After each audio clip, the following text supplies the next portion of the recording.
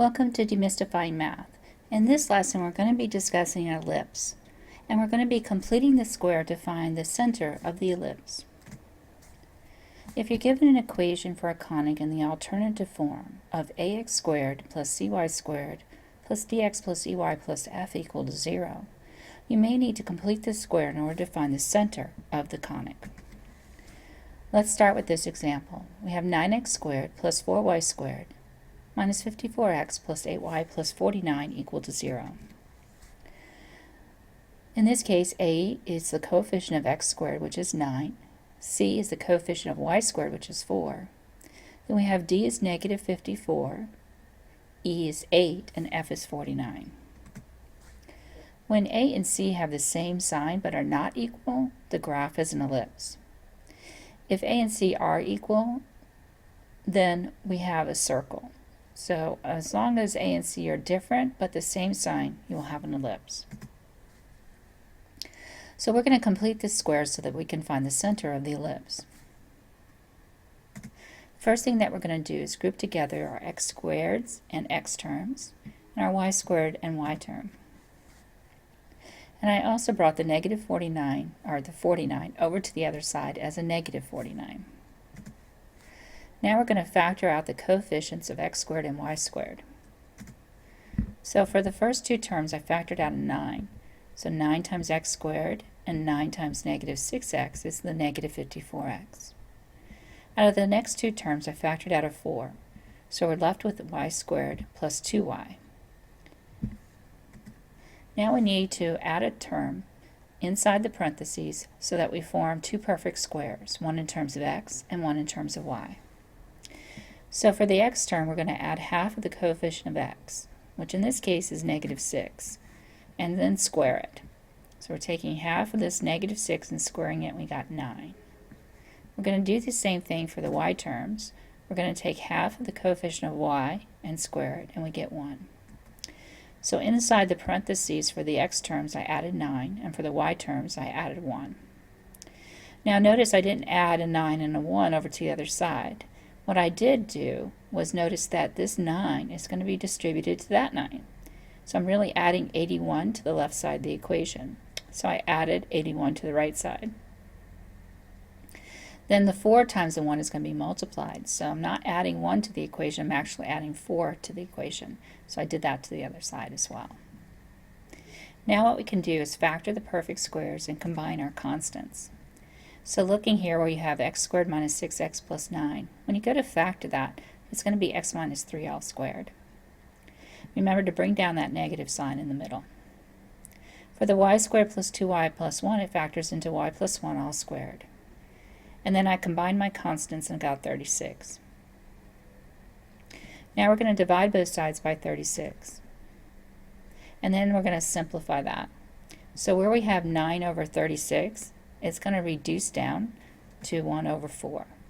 And 4 over 36 simplifies to 1 over 9. And of course, anything divided by itself is 1. So now we have an equation for our conic in a form that we can recognize the center and be able to find the vertices of the ellipse. So looking at the general equation, hk is going to be the center. So in our case, we have 3, negative 1 for our center. A is going to be half the length of the major axis, which is simply just the longer axis. Our a value is under y because it's bigger. So a is going to be 3. Remember that those terms, numbers underneath your y's and your x's are already squared. So you'll have to square root them to get half the length of the major axis. B is going to be half the length of the minor axis, so in this case we have B is 2. Since A is under y, that tells us that we have a major axis that is vertical. The endpoints of the major axis can be found by moving 3 units up and down from the center. Since we're moving up and down from the center, we're going to add or subtract the 3 from the y-coordinate of the center. So you have 3, 2, and 3, negative 4 as the endpoints of your major axis, or your vertices. The endpoints of the minor axis can be found by adding or subtracting the b value from the x-coordinate of the center.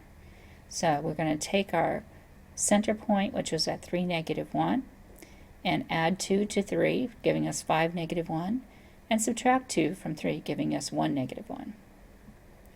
Now that we have the endpoints of the major and minor axis in the center of our ellipse, we should be able to graph it.